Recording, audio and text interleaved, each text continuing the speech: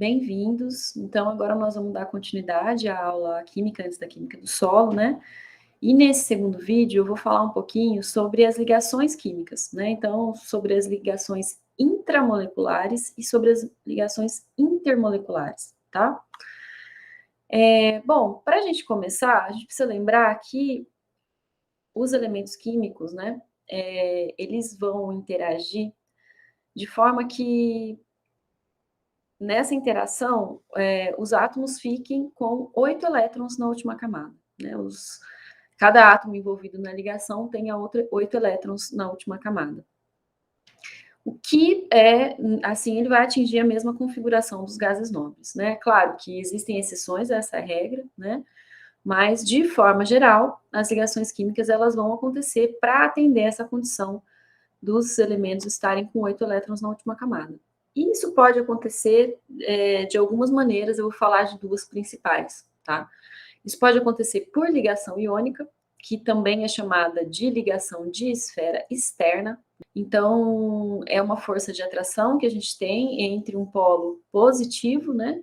Aqui nesse exemplo a gente tem o NaCl, então o Na é o polo positivo, ele tem carga 1+, e outro com polo negativo, que seria o cloro, né? Que tem carga 1-. Então, o sódio, ele tem 1 elétron na última camada, e o cloro tem 7, né? Para atingir o equilíbrio, o sódio doa 1 elétron para o cloro. Então, ele fica com 1 elétron a menos, né? Ele perde essa última camada dele, e o cloro recebe 1 elétron, então, tá? Essas ligações, esse tipo de ligação de esfera externa, é muito comum quando a gente tem um metal e um não metal, com propriedades bem contrastantes, né? Nós vamos ver isso daqui a pouco na tabela de eletronegatividade, mas as ligações iônicas, elas vão acontecer quando a gente tem elementos que têm propriedades muito distintas, tá?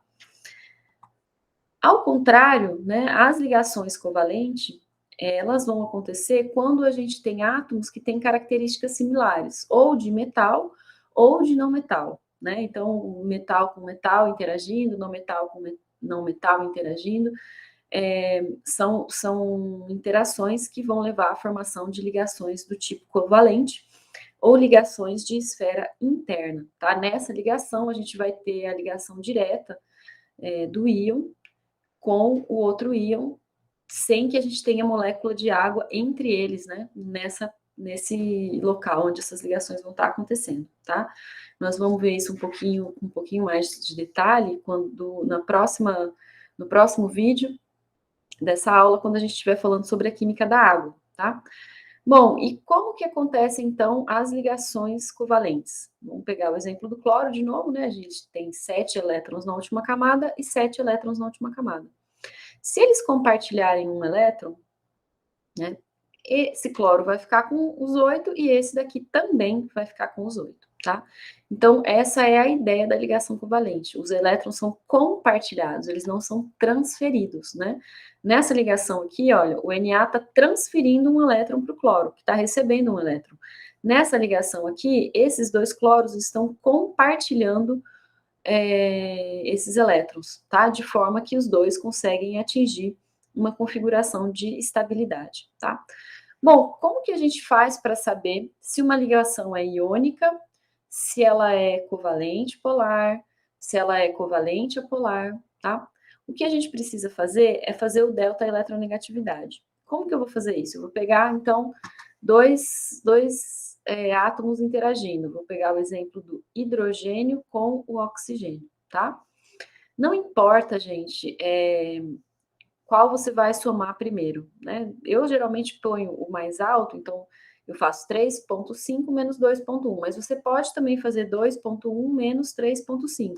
Só que aí você vai ter que usar o resultado em módulo, ou seja, sem sinal negativo, tá? Então você desconsidera o sinal. Você vai observar só o valor. Então, se a gente tirar 2 daqui, eu ficaria com 1,5. Se eu tirar 2,1, eu vou ficar com 1,4, né? Então, essa é a diferença de eletronegatividade desses dois elementos. 1,4. Aí a gente tem uma regrinha aqui, tá? Toda vez que o delta de eletronegatividade for maior que 1,7, a ligação é iônica. Se for entre 1,7 e 0,6, a ligação é predominantemente covalente, tá? Só que nesse intervalo aqui, ela é covalente polar. Quando a gente tem delta eletronegatividade menor do que 0,6, aí a gente vai ter uma ligação do tipo covalente apolar, tá? Então, no caso do oxigênio com o hidrogênio, que deu 1,4, a gente cairia aqui, né? Ligação covalente polar. Vamos pegar o exemplo do cálcio com o oxigênio, tá? Eu gosto muito de trabalhar com oxigênio porque é um grupo muito comum nas argilas do solo, né? E a gente consegue usar essa fórmula para a gente ter uma ideia aí de como que os elementos vão estar interagindo com essas cargas que estão no solo, tá? Então, quando a gente tem cálcio com oxigênio, a gente vai ter 2,5, né, de delta eletronegatividade, porque é 3,5 menos 1, vai dar 2,5, que é maior do que 1,7, né? Então, o que isso significa? Isso significa que esse elemento vai estar fazendo ligação iônica, né, com o oxigênio. Da mesma forma, o potássio, né? Se eu tirar 0,8 de 3,5, eu vou ter 2,7, que é maior do que 1,7, então também fazendo aí ligação iônica, tá? Magnésio, mesma coisa, vai dar 2,3, ligação iônica também, né? Sódio, 2,6, ligação iônica, tá? Então, todos esses elementos com oxigênio vão fazer ligações do tipo iônica, tá? E aí vocês podem fazer isso basicamente para todos os elementos que vocês quiserem, né, para entender aí como seria a ligação entre eles. Se ela seria uma ligação iônica, se ela seria uma ligação covalente polar, ou se ela seria uma ligação covalente apolar, tá? Eu vou falar um pouquinho sobre a diferença desses dois tipos de ligação covalente daqui a pouco, tá? Bom, aqui só uma tabela, né, onde a gente consegue ver algumas ligações bem importantes, né? Vocês veem que estão trazendo aqui com oxigênio, de novo, né? É muito comum no solo essas ligações dos elementos com oxigênio, ou formando compostos, como é o caso, por exemplo, do nitrato, né? A gente tem o nitrogênio interagindo com o oxigênio,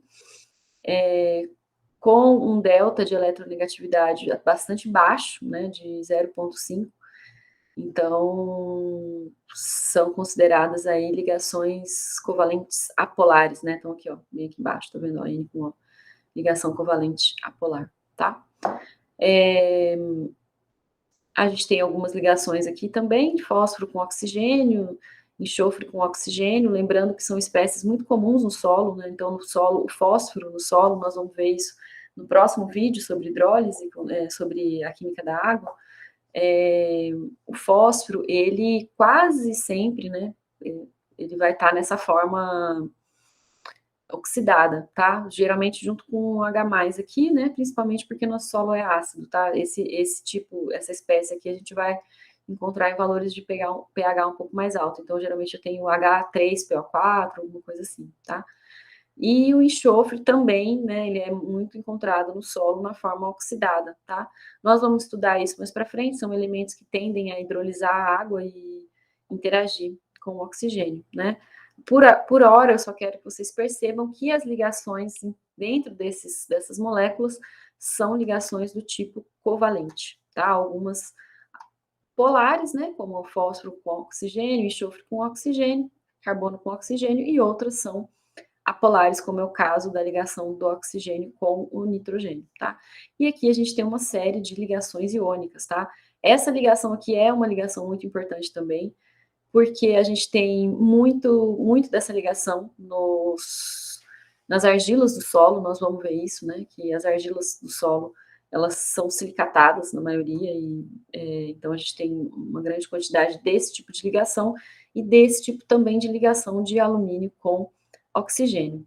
Bom, essas ligações, gente, elas são muito importantes para a gente entender, por exemplo, sobre a disponibilidade de nutrientes, né?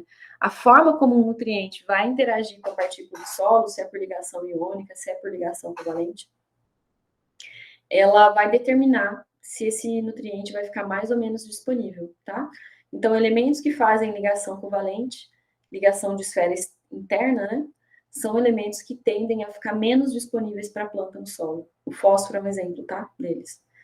E aqueles elementos que fazem ligação iônica, eles tendem a ficar mais disponíveis. Eles ficam retidos, principalmente quando eles têm carga mais elevada, né? Os que são 3+, eles tendem a ficar mais retidos, mas quando a concentração deles em solução diminui, eles voltam para a solução para abastecer essa solução. Existe um equilíbrio, né, entre as concentrações desses elementos na solução do solo e aquela que vai estar retida pelas argilas, tá? Mas essa não é a única importância da gente entender esse tipo de ligação química. Essas ligações químicas, elas estão presentes, né, nos minerais do solo, que vão sofrer intemperismo e vão disponibilizar nutrientes, que vão sofrer intemperismo e vão formar argilas, né? E a gente entender que tipo de ligação que tem nos minerais faz com que a gente tenha uma ideia sobre como vai ser o intemperismo desses minerais.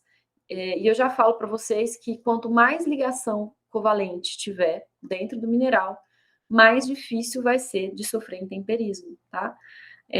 As ligações covalentes, elas são mais estáveis quando a gente está em meio aquoso, né?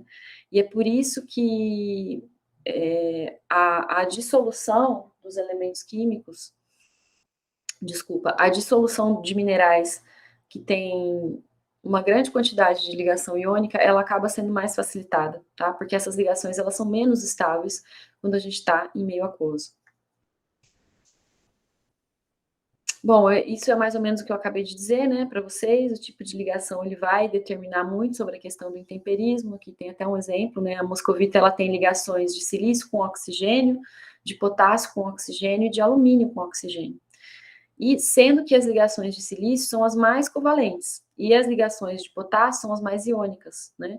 Então, as ligações de potássio vão ser aquelas onde o mineral vai sofrer intemperismo primeiro, onde a gente vai ter a dissolução de partes do mineral primeiro, aonde a gente tem essas ligações, por serem ligações menos estáveis na presença de água, tá? Uma outra questão que é importante a gente comentar é que essas ligações químicas, elas vão determinar muito das propriedades das moléculas, tá? Então, é bastante importante a gente entender que tipo de ligação química que a gente tem dentro dos compostos, seja esse composto um mineral que está no solo, seja esse composto um fertilizante, e é muito importante também a gente entender que tipo de ligação química os íons que estão na solução do solo fazem com a fase sólida, né? Que tipo de ligação química que está acontecendo nessa interação, nessa interface fase sólida do solo, fase líquida, tá? Nós vamos conversar sobre isso mais para frente. Lembrando que hoje, né, a ideia é mais mesmo da gente dar uma repassada nos conceitos de química, para que a gente possa aplicar eles depois, então, dentro da química do solo. As ligações, tem uma diferenciação que é importante a gente fazer, que é a diferenciação entre ligação covalente apolar e molécula apolar, tá? Uma ligação, ela é apolar quando o delta de eletronegatividade é menor que 0,6. Só que, às vezes, numa mesma molécula, a gente tem várias ligações. Algumas podem ser covalente apolar, outras podem ser iônica, outras podem ser polar, né? Depende muito do composto que a gente está olhando. Os minerais do solo têm vários tipos de ligações diferentes, a gente acabou de comentar sobre isso, né? Isso é uma coisa. Então, ligação covalente apolar, ligação covalente polar é uma coisa. Molécula polar e molécula apolar é outra coisa, tá? A molécula apolar, gente, ela pode ter ligações polares. Eu vou mostrar um exemplo para vocês. A gente pode ter moléculas apolares, que todas as ligações que tem nelas são ligações covalentes apolares, como a gente pode ter moléculas apolares que têm ligações polares dentro delas, tá? Então, vou pegar o exemplo do CO2, né? Pela geometria da molécula, que é linear, né? Que é diferente da geometria da molécula de água, por exemplo, a gente tem aqui, ó, uma ligação polar e outra ligação polar. Só que a gente tem um vetor para cá e um vetor para cá. Então, a força de um lado anula a força do outro. Isso faz com que, no final, a gente tenha uma molécula apolar, mesmo tendo duas ligações polares dentro dessa molécula, tá? Então, só para a gente diferenciar, só para a gente não fazer essa confusão entre moléculas polares ou apolares e ligações covalentes polares e apolares, tá? Bom, então a gente falou primeiro sobre as forças intramoleculares, sobre as ligações iônicas, sobre as ligações covalentes, né, que são forças intramoleculares. Agora a gente vai comentar um pouquinho sobre as forças intermoleculares. Então, dentro de uma molécula de água, por exemplo, né, H2O, a gente tem ligações do tipo covalente polar, né?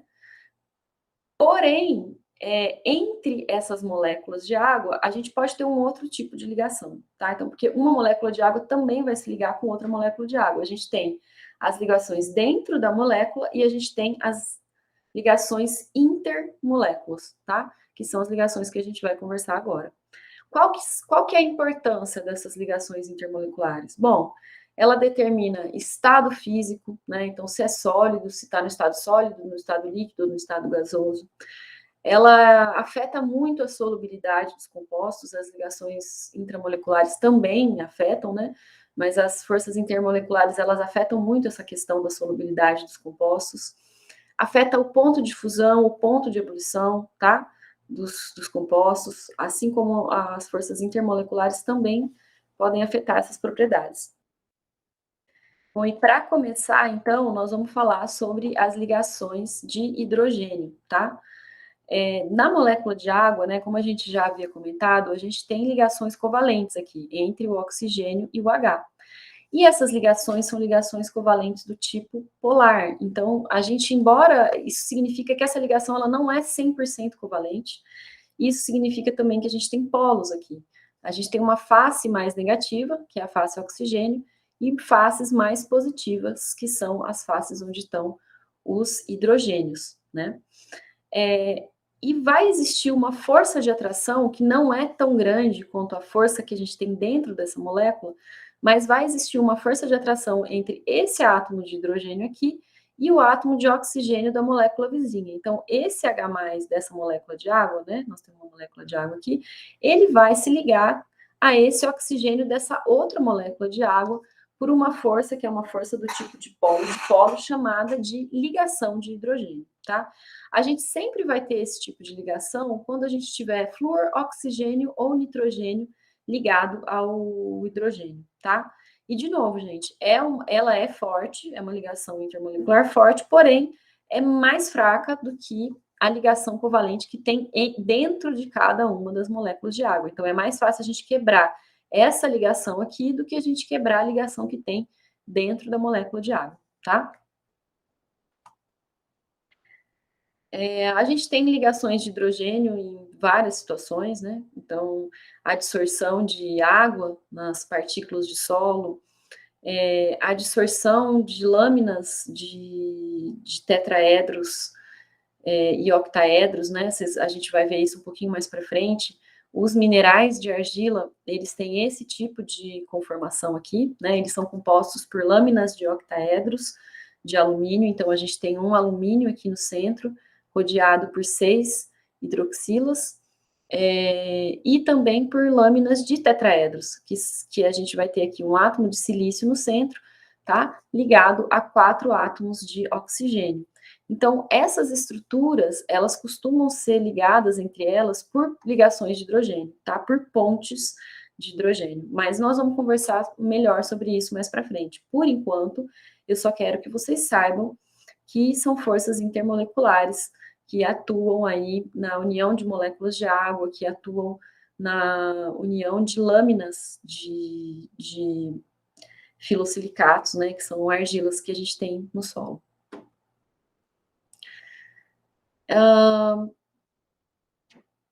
Então, a gente pode ter também, né, de polos, que não são pontes de hidrogênio, né? Para isso basta que o hidrogênio ou qualquer outro elemento ele esteja fazendo uma ligação com um elemento que não é F, fluoroxigênio ou nitrogênio, tá? Então aqui no caso a gente tem o H+ interagindo com o cloro, né? A gente tem a molécula de cloro que é uma molécula que tem polaridade, né? Então, a gente tem uma face negativa aqui, tem uma face positiva aqui, e aí essa face negativa dessa molécula atrai a face positiva dessa outra molécula. Essa força também é chamada de dipolo-dipolo, tá? Mas é um outro tipo de dipolo-dipolo. Esse aqui, quando a gente tem esse tipo de dipolo-dipolo, a gente vai chamar de ligação de hidrogênio. Todos os outros dipolo-dipolo a gente vai chamar de dipolo-dipolo, tá bem? Quando é ponte de hidrogênio, então, a gente especifica. Um outro tipo de força intermolecular que pode acontecer são os dipolos induzidos, né? O que é o dipolo induzido?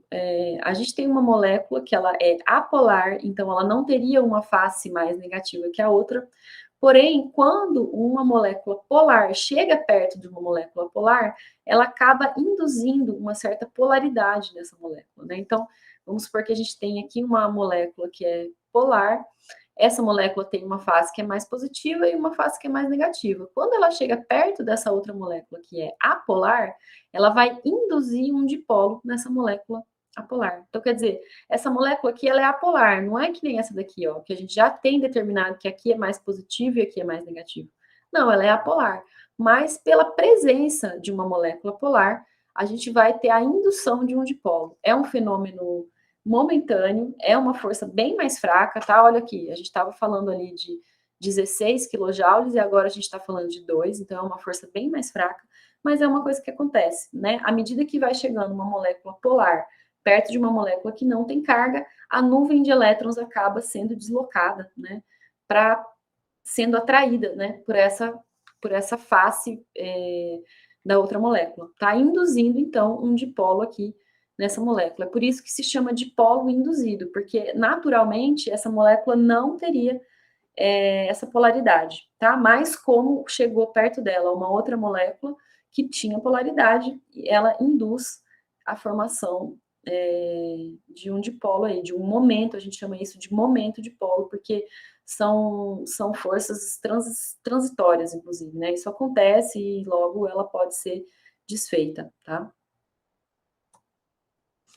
E por último, a gente tem as forças de dispersão de London, né? Que são as forças mais fracas que tem. São forças que vão acontecer entre moléculas não polares e gases nobres. Basicamente, a gente vai ter aí uma certa atração do núcleo de um átomo pelos elétrons do outro, né? E vai gerar aí uma certa polaridade, mas assim, muito fraca, né? Mais fraca do que o dipolo induzido que a gente acabou de comentar, né? No caso anterior, qual seria a diferença, né, do caso anterior para esse? No caso anterior, a gente teria uma molécula polar induzindo polaridade numa molécula apolar. Aqui, na verdade, a gente tem duas moléculas apolares interagindo, né? E uma vai ser atraída pela área de carga da outra, tá? Mas numa força aí bem menor do que a gente comentou anteriormente, tá?